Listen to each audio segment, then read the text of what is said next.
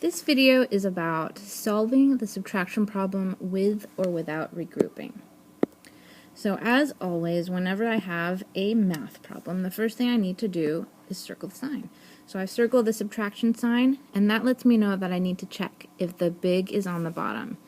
What that means is I look at the ones place, and I see, is the number on the bottom bigger than the number on the top, or greater? And I can see that 4 is greater than 3. So I have to then borrow 10. To borrow 10, I cross out the two numbers on top. I borrow 1 10 from the 8s. That means 8 goes down 1 to 7. Then I add the 10 to the 1s. 10 plus 3 is 13. Now I can subtract. 13 minus 4 is 9. Then I go into the tens column. I have to check again if the big is on the bottom. So the first thing I do is circle the sign. I check if the big is on the bottom. 8 is bigger than 7, so I need to borrow 10. So I cross out the 7 and I cross out the 6 in the hundreds place. The 6 goes down 1. So 6 minus 1 is 5. And then I add 10 to the tens place, which is 10 plus 7, and that equals 17. Now I can subtract again. 17 minus 8 is 9. I go into the hundreds column. I need to see again. Circling the sign. It's subtraction, so I have to check if the big is on the bottom. 4 is not bigger than 5, so I can subtract down. 5 minus 4 equals 1. Now, to be a good mathematician, I'm going to check my answer. If my problem is subtraction, I can check my answer by doing addition. 199 plus 484. I'm taking the two smaller numbers and adding them together to see if I get the biggest number. Circle the sign, it's addition. I have to start in the ones place. 9 plus 4 equals 13. Carry the 1. Now I look in my tens column. I want to see which numbers are the easiest to add together. I can see that 9 plus 1 is easy to add because I know that's 10. And 10 plus 8 is also easy to add. That's 18. So I put the 8 down in the tens place and I carry the 1. I add 1 plus 1, which is 2, and 2 plus 4 is 6. And because 683 is my answer and it matches my first number here, then I know that I did the answer correctly, or I did the problem correctly. Let's see another example.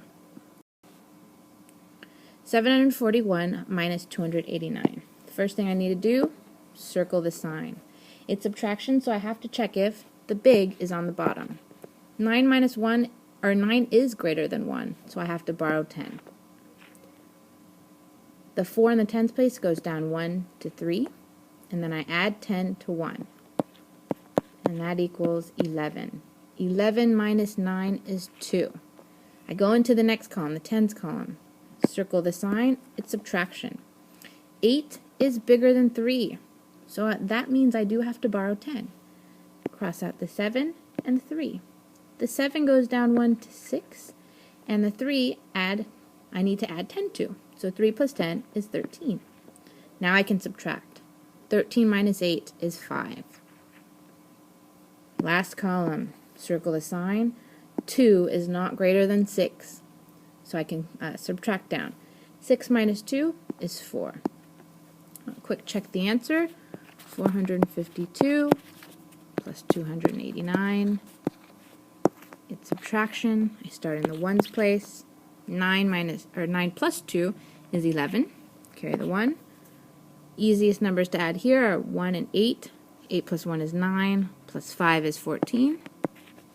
Carry the 1 again. 1 plus 4 is 5. 5 plus 2 is 7. 741, another correct answer. Let's check another sample. Now let's see what happens when we have to borrow from 0, because sometimes the 0 is going to be there and we're going to have to borrow from it. So first I need to circle the sign. It's subtraction, so I have to check if the big is on the bottom. 6 is greater than 3, so I do have to borrow 10. Well, I can't borrow from 0. 0 has nothing to give me. So I then have to borrow from the next column over, which is the hundreds. So the 6 goes down 1. Now I have 10 in the tens place, and I can borrow from that. So 10 goes down 1 and becomes 9. The 3 I add to 10, and that equals 13. 13 minus 6 is 7. Then I go into the next column. The first thing I need to do is circle the sign. It's subtraction, so I have to check if the big is on the bottom. 5 is not greater than 9, so I don't have to borrow 10 anymore. I subtract down. 9 minus 5 is 4.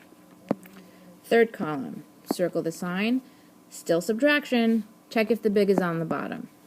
4 is not bigger than 5, so I can subtract down. 5 minus 4 is 1. Let's do a quick check of our answer. 147 plus 456 to see if we borrowed correctly. It's addition, so I have to start in the ones place. 7 plus 6 is 13. Carry the 1. 1 plus 4 is 5. 5 plus 5 is 10. Carry the 1 again. 1 plus 1 is 2. 2 plus 4 is 6. 603. Our answer is correct. Let's see again what happens when we have to borrow from 0. Alright, the first thing I have to do is circle that sign. It's subtraction, so I have to see if the big is on the bottom. The bigger number is on the bottom. 3 is bigger than 1, so I borrow 10. I see that 0 again. I can't borrow from something that has nothing. It's like going over to your neighbors and saying, "Can I borrow some sugar?" And they say, "No, I don't have any sugar." And I sit there and wait to see if they have any still, even though I know they don't. So I have to go over to my neighbor again in the hundreds. Now I can borrow. The 9 goes down 1 to 8. Then I add 10 to 0, which is 10, and I can borrow now into the ones. The 10 goes down to 9. The 1 I add to 10, and that equals 11. Now I can subtract down. 11 minus 3 equals 8. Next column, circle the sign. It's subtraction, so I have to check if the big is on the bottom. 4 is not bigger than 9, so I can subtract down. 9 minus 4 equals 5. Next column, circle the sign. It's subtraction, so I have to check if the big is on the bottom. This case, the big is not on the bottom, so I subtract down. 8 minus 7 equals 1. But I'm not done. I have to check my answer. 158. That's my smallest number plus my next smallest number, 743. It's subtraction, so I have to start in the ones place. 8 plus 3 is 11. Carry the 1. 1 plus 5 is 6. 6 plus 4 is 10. Carry the 1 again. 1 plus 1 is 2. 2 plus 7 is 9. And I see that I got the correct answer because my numbers match. Alright, that is a short video on subtracting with regrouping. Now it's your turn to try. Thanks for listening.